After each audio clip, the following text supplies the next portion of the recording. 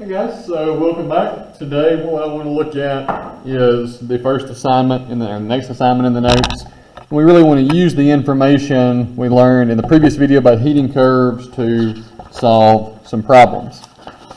So notice, before we start assignment number 2, there is a wealth of information at the top of the page that you'll always have access to. These aren't things to memorize, to be honest.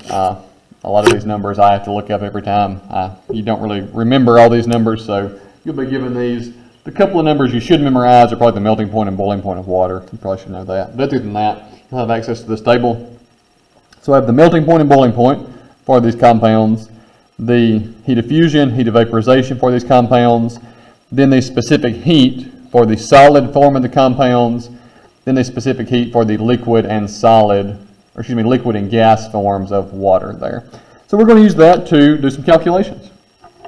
So let's just go ahead and kind of learn by doing, dive right in and look at number 1. So number 1, ask me how much energy is needed to raise the temperature of 23 grams of ice from negative 10 degrees Celsius to 0 degrees Celsius. Okay? So let's think about, before we calculate, what's happening here. So first ask ourselves, is there a temperature change?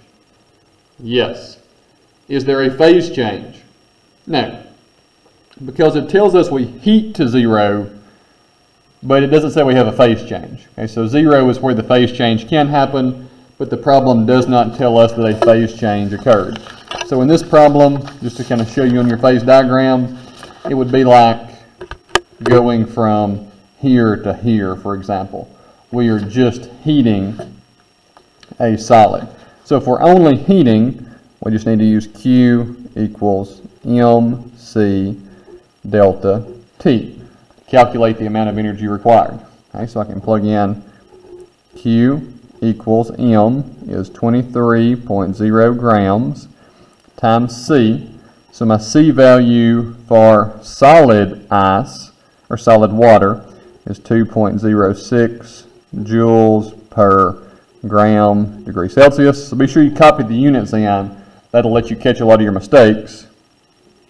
Times delta T.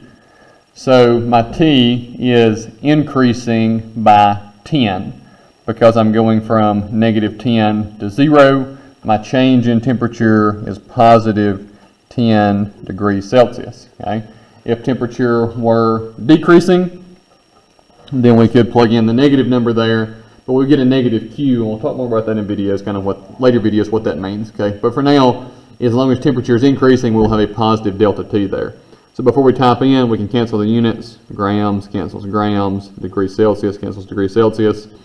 So we're left with units of joules, which is a valid unit for energy. So we're in good shape there.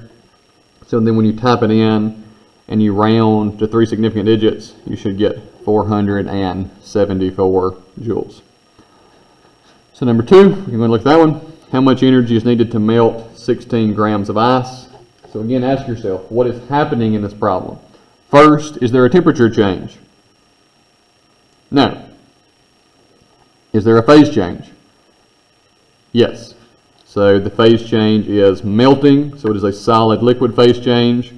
So I use Q equals HFM to calculate the energy required to melt 16 grams of ice. So I can plug in and say Q equals HF for water is 334. Notice the units are at the top of the chart, joules per gram, times the mass. I have 16.0 grams, so grams cancels grams. Okay, when you type the answer in, you will get 5,340 after you round to the proper 3 significant digits. Okay, so these are, number 1 and 2 are both one-step problems because only one thing happens.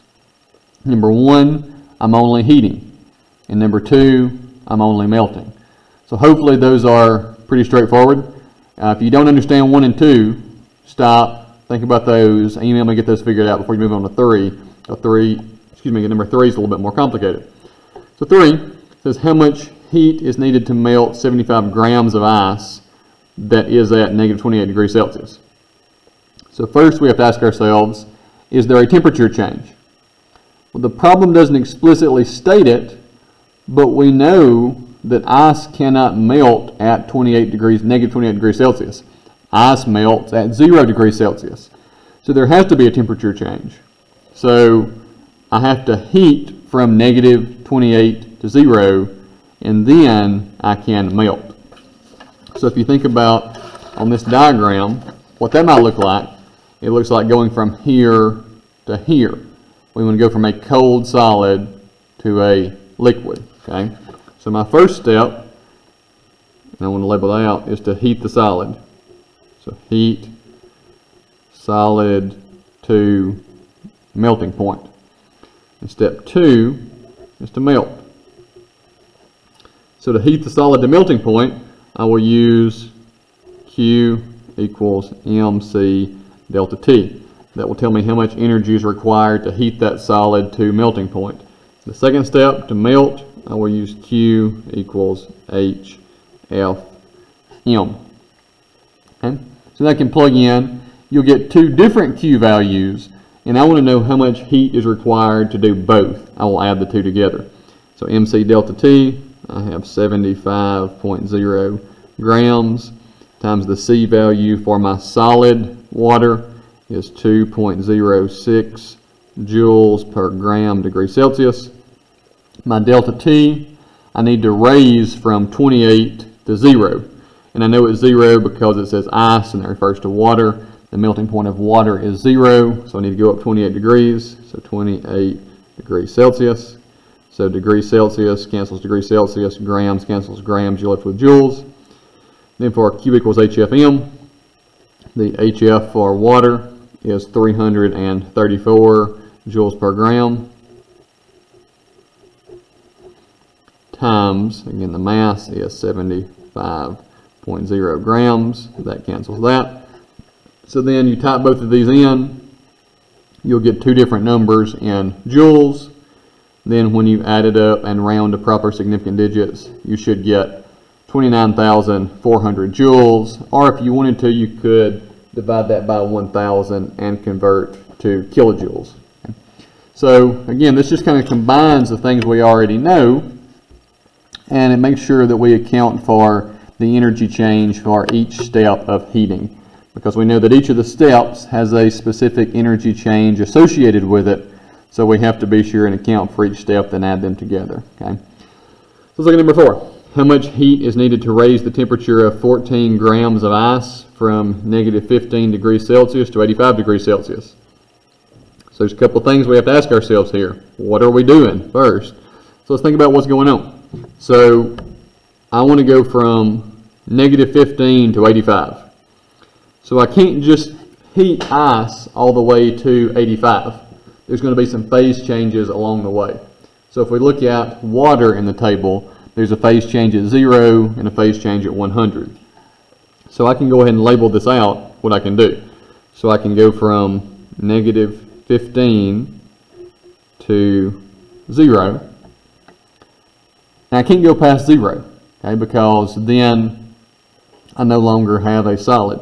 So at 0, so I can label this 1, I have to do that. Once I get to 0, I have to melt it.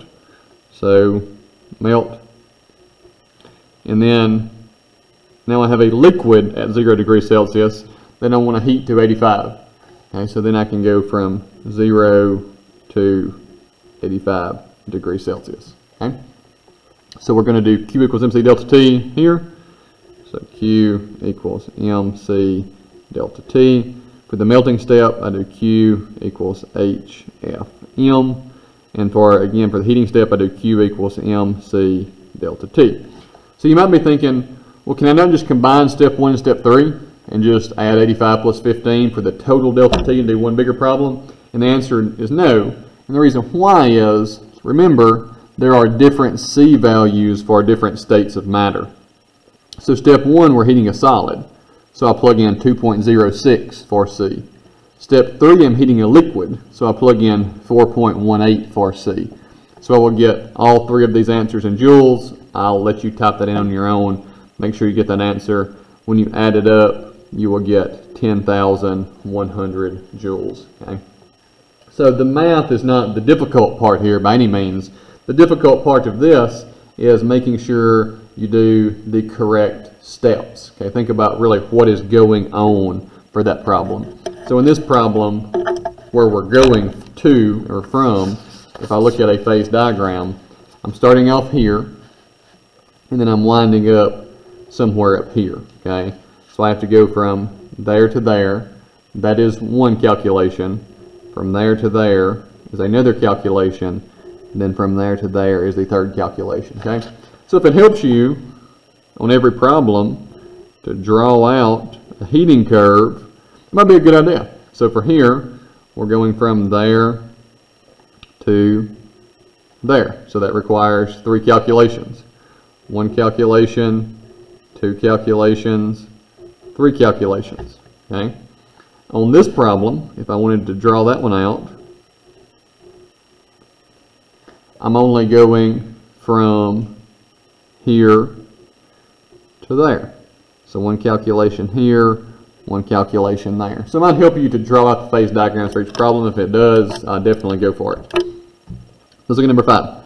How much heat is required to raise the temperature of 4.5 grams of ice from -15 to 106 degrees Celsius? So let's go ahead and draw out a phase diagram for this.